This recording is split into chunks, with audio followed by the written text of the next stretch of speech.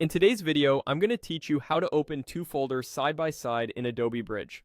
This is a simple, time-saving trick that makes it easy to compare images, move assets between locations, and organize large projects without constantly jumping back and forth. First, open Adobe Bridge. Once the app loads, you'll see the familiar layout with navigation on the left, a large preview area in the center, and details or previews around it depending on your workspace.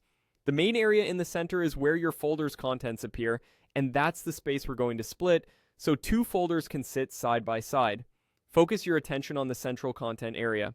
At the top of that panel, look for a small plus icon next to the folder tab or header.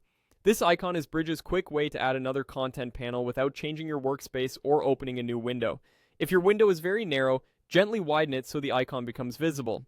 You don't need to switch modes or dig through menus. The plus is designed for this exact task. Click the small plus icon beside the folder header. The moment you do, Bridge creates a second content panel and places it next to the first one. By default, this new panel may mirror the same folder you were viewing, which is normal. The important part is that you now have two panels ready to display two different folders at the same time. Now select a folder for that new panel. You can do this by using the Folders panel on the left to navigate to the location you want, or by using the path controls at the top of the new panel to jump directly to a different directory. Choose the second folder you want to compare or organize.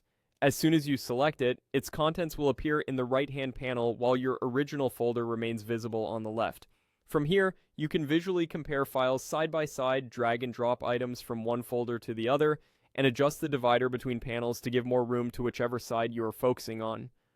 If thumbnails feel too small, use the thumbnail size slider at the bottom of each panel to make them larger or smaller for a clearer view.